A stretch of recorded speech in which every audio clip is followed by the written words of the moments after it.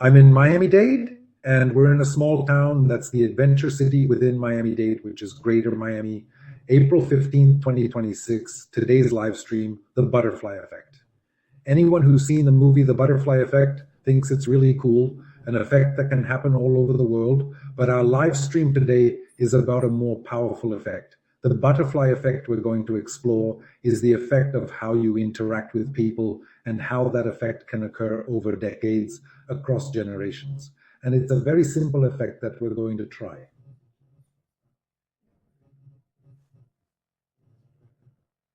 Since this is something I also have some shortcomings in, the live stream will be a bit choppy, okay? Choppy in the sense that, gosh, there are some things I haven't been able to fully mature yet. So it's going to be a bit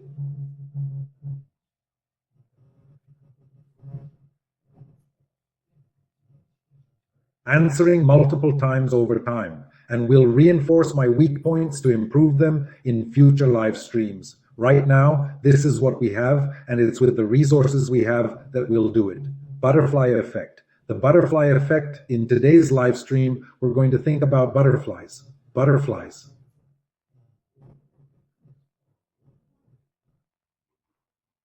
The idea is precisely that, a butterfly. When a butterfly lands on a flower, you have a little flower, the butterfly lands on it. It comes, it opens its wings and lands on the flower. When it's landing on the flower, it uses its little legs to test it out. And we see a flower. The flower for us is our reality, the reality of your relationship with your mother, with your father.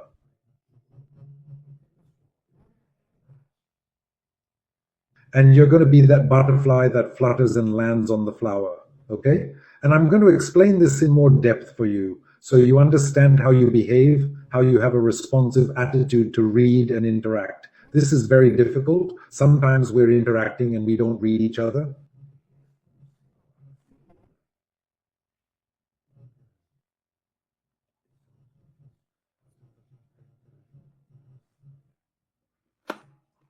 I'll go into more detail, and you'll understand by the end of today's live stream, I promise. But since the subject is complex, sometimes I might even stray a little from the topic, because the topic intrigues me a bit. One thing that's very interesting, our lives are emotions. Our emotions are real. When you get goosebumps, it's real. When you cry, it's real. Tears are falling. When you feel, your chest pounding with so much anxiety, that's real. Your chest is pounding. Okay, reality is real. And another thing, when you have a prediction, you think something is going to happen. You're sure something will happen, or that the dollar will go up or down, or you're sure that you were playing the dice game and now the number 4 is going to come up. You're sure something is going to happen. In bingo, you're sure. Are you sure that with this news you've received, you're certain that the next step politically is this or that, or religiously is this? You're sure. This certainty gives you pleasure. Every prediction of something, every time you start projecting what will happen tomorrow gives you pleasure. It's a feeling of, I already know. That's a pleasure. Shall we go? Every emotion is real. Every tear you shed is real. Every shiver you feel is real. Every stronger heartbeat.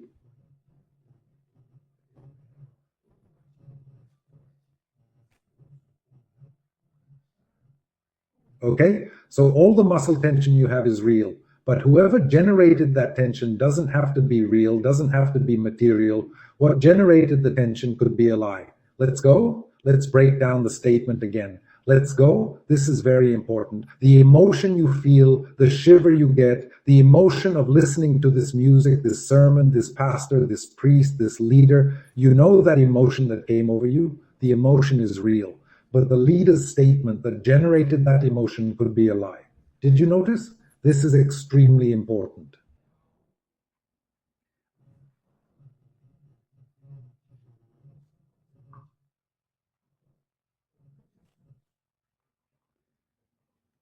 I'm going to delve deeper, and then it will get a little more difficult and complicated because I'm not yet mature enough in what I'm going to say, but I will say more.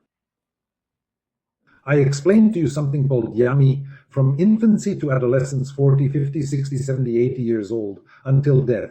Yami is the baby begins to imitate. It imitates gestures, it imitates attitudes, it imitates phonemes, it imitates words. The baby keeps imitating and grows, becomes a child, imitates walking, imitates the way of thinking, reasoning, imitates habits, customs, imitates eating the same food, imitates beliefs, imitates faith. Drinking is like that, it's imitation. The process of imitation, the process of simply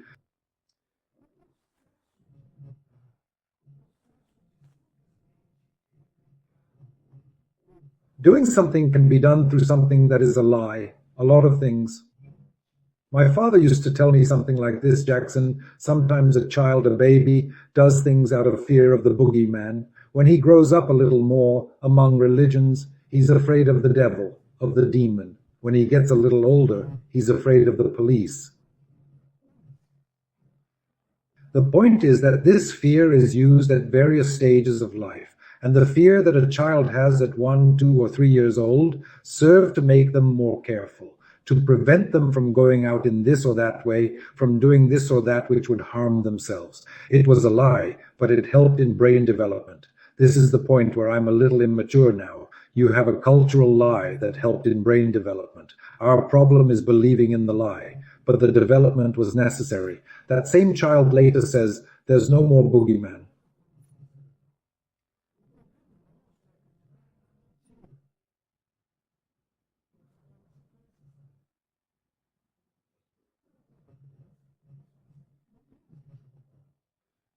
Then she says, there are no more devils, no more Satan. Then she'll say, there are no more police. No, there are police. There's no way around it. There's the police. Don't you understand? It's a growth. It's a maturity that occurs. But each stage of life, these elements, even if they're lies, formed the brain structure, made the child replicate thought processes and motor movements, and the brain underwent a cerebral formation. This cerebral formation,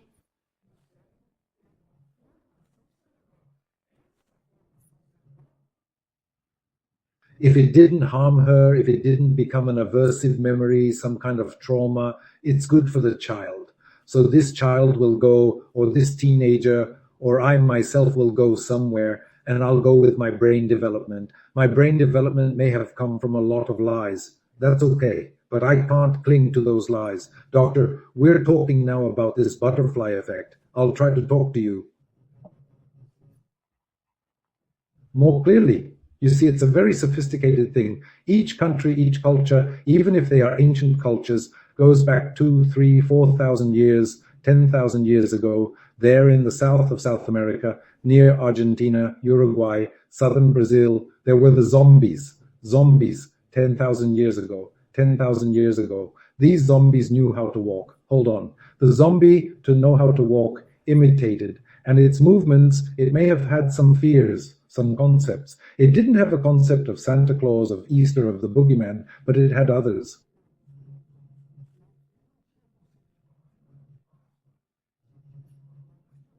Concepts, other ideas, other illusions, other abstractions that made him walk. In the beginning, for him to start walking, it was imitation. But then it became a belief, it became a habit, it became a belief, it became a faith that can be blind, thinking that I have to believe in this to be able to walk. No, now that I know how to walk, I can undo the words that led me or the belief that led me to walk. The important thing was walking and not the belief that led me to walk. The important thing was the shiver, the emotion, the racing heart, the feeling of love, of passion that I had, that is real.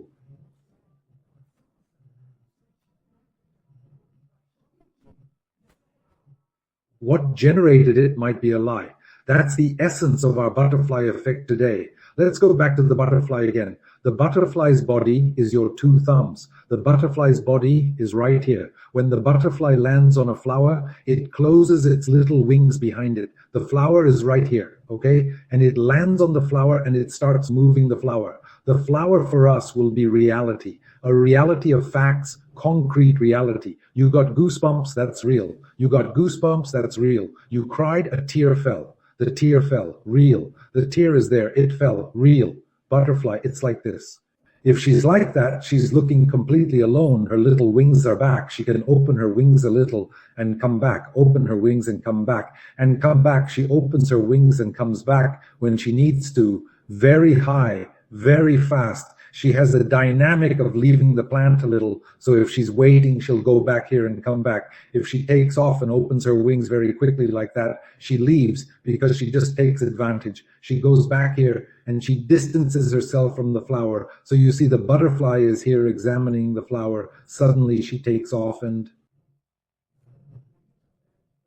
manipulating the flower, just moving the flower with its little legs. So the flower is our reality. The flower is our reality. When this butterfly, and I'm going to catch the butterfly in 2 parameters for you, one parameter of the butterfly will be here. You see triplets, this trigeminal nerve, the other, the vacuum. No, I'm not going to talk about the water. I'm going to talk about the chest. The other trigeminal nerve, face, go, chest. When I open, clean, open so much that the little butterfly is almost all the way back, alone back, open the chest, open so much chest, so much because the little butterfly is almost all the way back. So it's like this.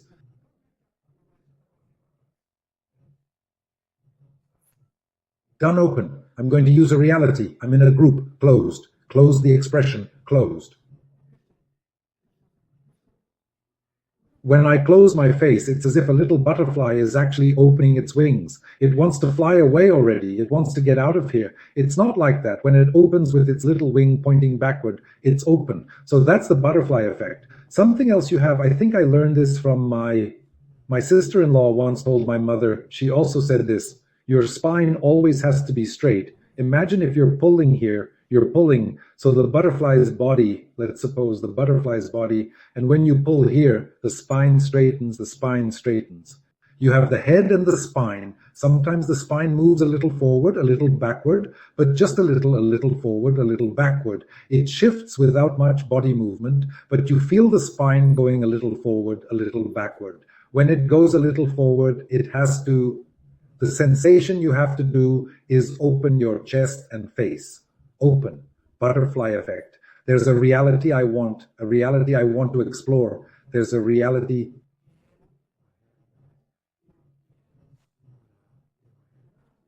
What I want to explore is my straight spine. It moves slightly forward from my body without bending my body, and the spine moves forward a little. It opens the chest, opens the face, opens the chest, and opens the face. The butterfly's wing goes back, and now I'm looking at reality. Something happened. Oops, I closed. What does closing mean?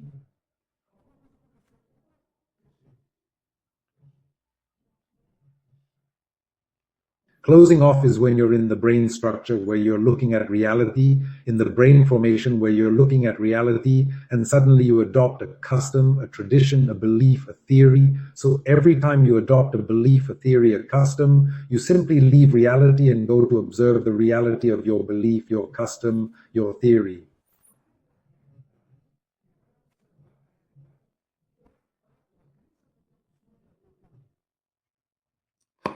Let me put it another way. You and I and any individual will never perceive reality. We will never perceive materiality. We will only perceive what the theory we adopt shows us about the reality that is in front of us, or the theory itself when we escape from reality. So whenever you look at something, you are already looking at it with your brain's formation, with some concepts that you have. So when you are going to present a problem, which is reality itself, of a group or of you with someone, you will look at that problem and you will open your face.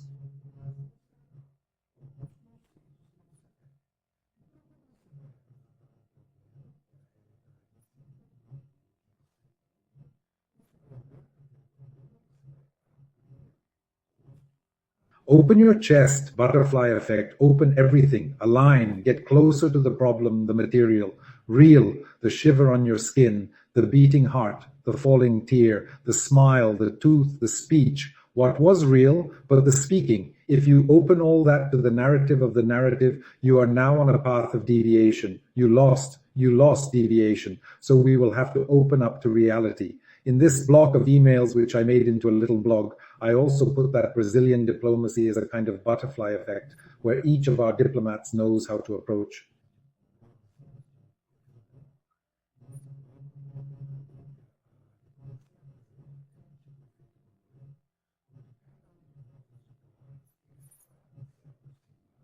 With the column, with this I approaching, but this I, not me, I try to place reference in this column, and I approach the problem, opening my mind. And then when I take a look and have a greater understanding of the problem, I am examining the problem with all my senses. Suddenly I adopt a theory. So what I'm going to do is this. I move away a little from the problem and perceive it differently. I remove the theory and return to the problem again. Did you notice? I adopt the theory and I'm doing this. A butterfly effect. I adopt the theory and I move away. I remove the theory and approach the problem. So, what happens when we have a diplomatic problem between two people or between a group? Each member of that group will have to really show what they think, what they really want. But there are some people who don't show what they want. They simply show a detail. Oh, I want to go to Paris, but in reality, I just want to leave the house. I want to do this, but in reality, I just want to do that.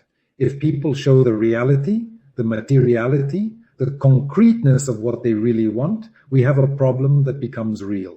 And we will work on the real problem. By working on the real problem, everyone involved, you and others involved, will look without protection, without a mask, without tension on their faces, with open hearts.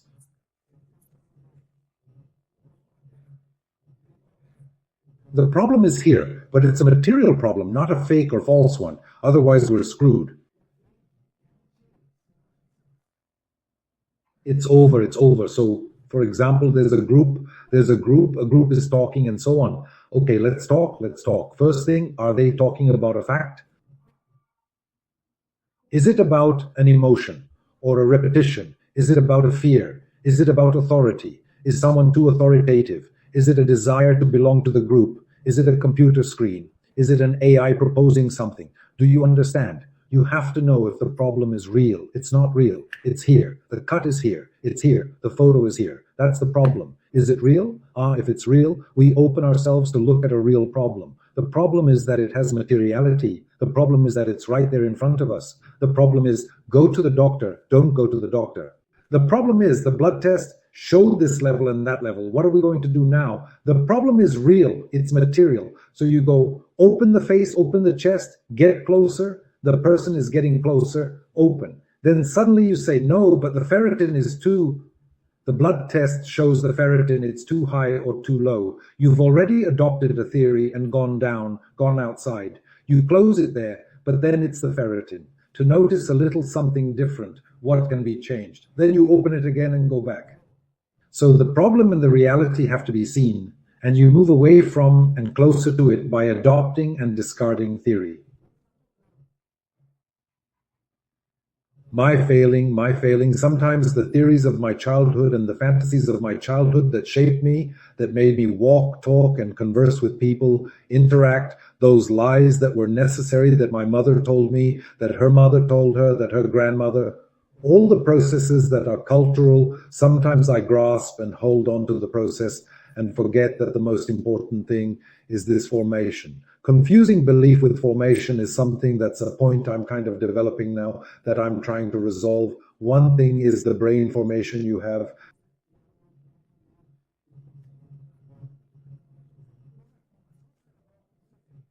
Another thing is the theory you adopted to create this training. An example comes to mind now. I don't know if it's ideal for this point. I want to climb a very high mountain with snow on top, but I'll be passing through a desert area. I'll need equipment to get through the desert area, then a forested area, then a lake, then climb the mountain, which has ice on top. In the desert area, I'll take many things that I'll use to get through the forest. When I reach the forest, I have to leave the things I used in the desert.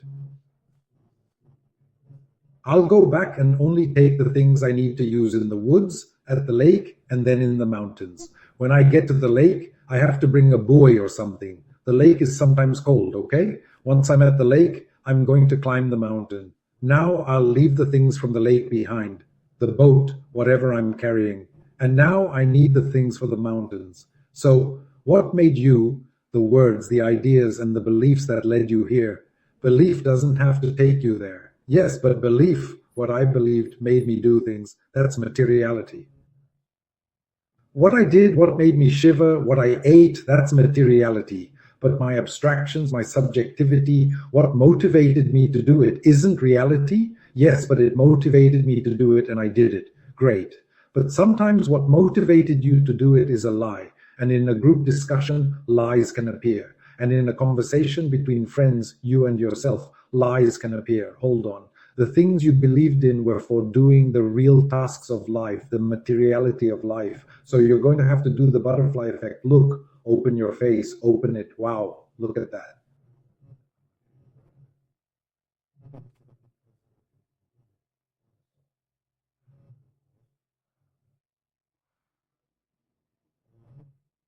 The materiality of life, the day, the water you drink, what you eat, your temperature, your blood pressure, how you are walking, materiality. But there are also the abstraction processes you have adopted so that your materiality can be realized. The abstraction processes you have adopted are adopted theories, important to you, but for that other being in front of you, who could be your child, your wife, your friend, your partner, a priest, a religious leader, it doesn't matter who it is, it could be another abstraction process.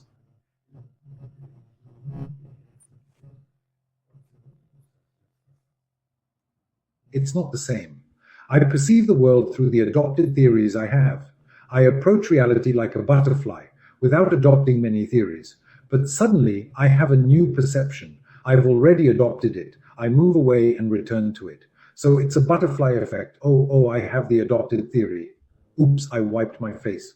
Oops, I caught one. It must not be that. Look, my observer must be this. Now I know it's this. I don't stop knowing to look at reality again, look at reality and adopt the clothes again. No, I know it's this. Okay, but I'm going here now, but adopt and I'm starting to see reality as a butterfly fluttering its little wings above a flower, and the flower being the materiality of things. This is fundamental for you. It's fundamental for maybe in a future live stream, I'll tell you something I always say. There's a saying that goes, do unto others as you would have them do unto you. Be careful. There's a very, very important blind spot there. When you do unto others what you want them to do unto you, you are importing your own subjectivity onto them. And sometimes when you do that for others, it's what they don't want. So you have to do for others what they truly want. And you have to know that it will be good for them, for you, and for everyone. Now, you're not going to do what you think is good for you. You're going to do what's good for others. Suddenly, I like to, I don't know, receive a bottle of wine. Someone who doesn't drink wine, you're going to give wine to. Why would you give wine to someone who doesn't drink wine? Why? Why would you do that? Do you understand? You have to give to others what they value. Okay, so something I want to tell you all, and this is good. To summarize it quite a bit, I'm going to discuss this live stream point by point, and I left it on the blog for you, which is this. Sometimes you arrive in a group or you go to see a reality of life, and that reality is there. And if you're going to see a reality, there are some attitudes that can be practical for you to look at that reality. And the practical attitudes I'm going to share with you now, what I think will summarize this live stream well. First thing, don't react before landing. Butterfly effect. Butterfly effect.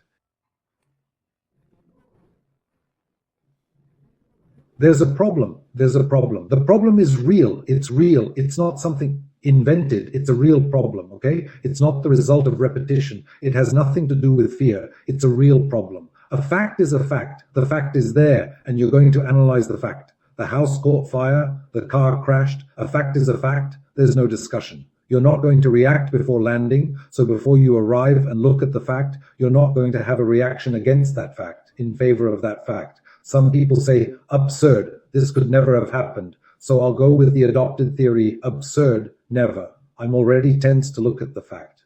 If you're too tense to look at the fact, you're no longer seeing the reality of the fact. Understand? You have to open your chest. The butterfly will do the same. It will close its wings backward, closed, open everything, open everything, open everything, open like this, open backward. If you opened, your face opened, your chest opened, you will see reality. Reality is here. If you went in with fear, you won't see reality, because when you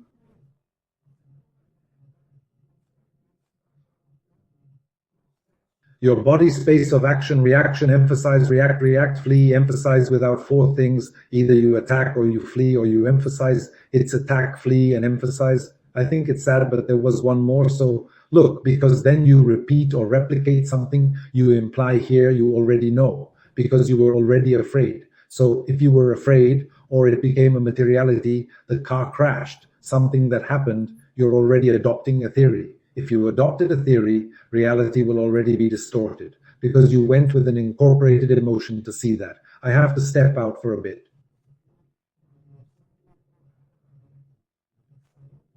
I opened it, and I'm going there. Brazilian diplomat. By the way, Brazilian diplomats are the best in the world, okay? Because they really are good. They have to open these processes and see the raw reality. Without my vision, without my beliefs, without my habits, I'm going to see the reality. So in this reality, I can't react before arriving and seeing the concrete data of the reality. 2, less tense face and more open chest.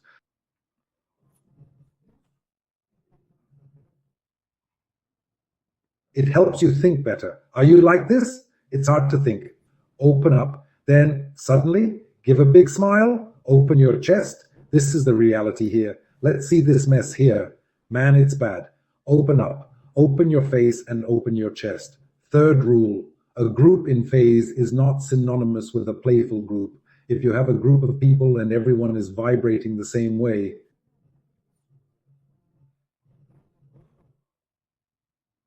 it's not synonymous with truth, no. Everyone in a group could be deceived, everyone getting goosebumps and emotional over a bunch of lies. So you have to, whoa, hold on a minute.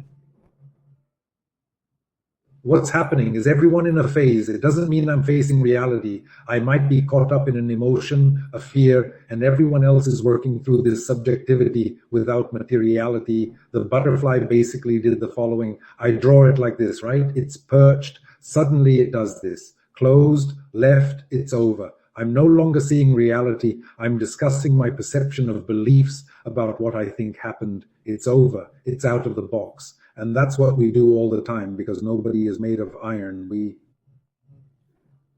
You use a theory, adopt it, and start predicting life. And this will happen, and that will happen, and we keep being fed back our predictions. Predictive is when you guess things. And this prediction, every time you try to guess, the body is happy. It says, you're smart, you're guessing, you understand, and then when the body is happy, you think it's true. No, that's human bias. Everyone has it. It's human bias. The other rule is repetition. It may seem true, but suddenly it's just repeating. There are phrases that are repeated. It's not true.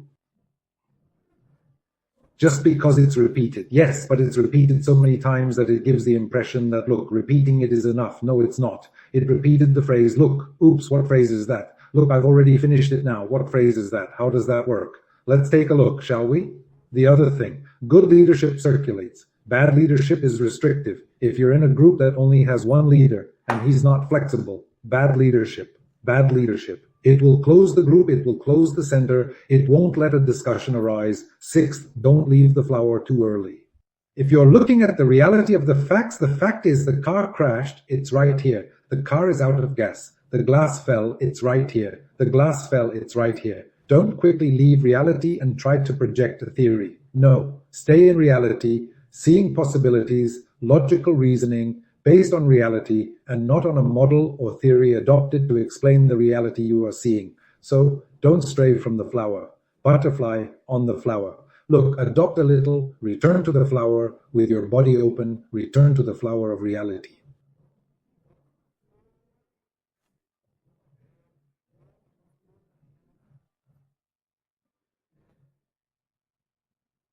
7. If you have an AI that comes along and gives a nice opinion that the group likes, the AI removes critical thinking. You have to be critical all the time.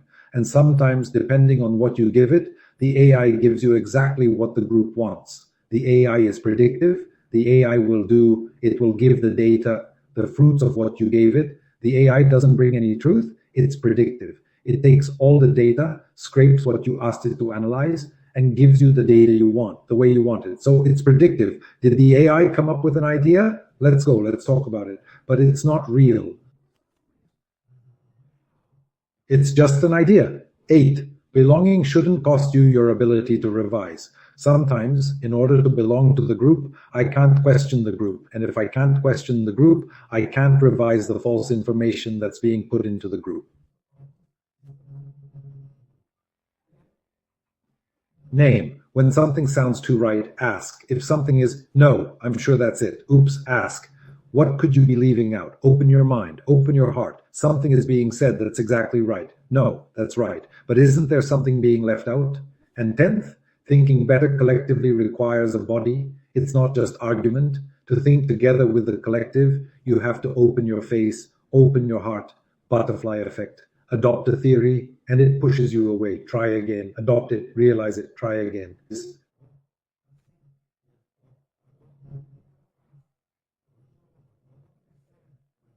So you adopt a theory, you move away from the materiality of the problem, from the flower of reality. Then it spreads its little wings. It leaves the flower of reality a little bit. It comes back here to reality again. It examines reality. It adopts a theory. It distances itself. It returns to reality without theory. It adopts a theory again. It returns to reality. Do you understand? Because you have a brain formation that brought you here. But the ideas and abstractions you have in your head, along with this brain formation, are sometimes deceitful. It's an idea of a bogeyman, of Santa Claus, of life after death. These are ideas that suddenly helped you in some way. Yes, but the idea is false. It only helped you move forward in life. You're already moving forward. Now it's about looking at the fact, the reality of the fact. Here is reality. I adopted a theory. Oops, when I adopted the theory, the little wing was distancing itself. If the little wing closes completely, the butterfly has left the flower. You've left reality. You've already adopted a theory. You won't see reality anymore. Do you understand? So it takes a little longer to leave the reality of the facts. Relax, keep looking, keep seeing. Guys, I know it's a pretty heavy topic, but it's one that really moves me, and I still have some details to work out. But it gives you an idea that when you talk to someone about something real, and both people are interested not in drawing attention, but in solving a real problem, you open, adopted a theory to explain, adopted, go back, opening again, then do this. See the pain, look, you took it, opened and opened again, closed a little because you adopted a theory, opened again, closed because I'm opening again, open, open.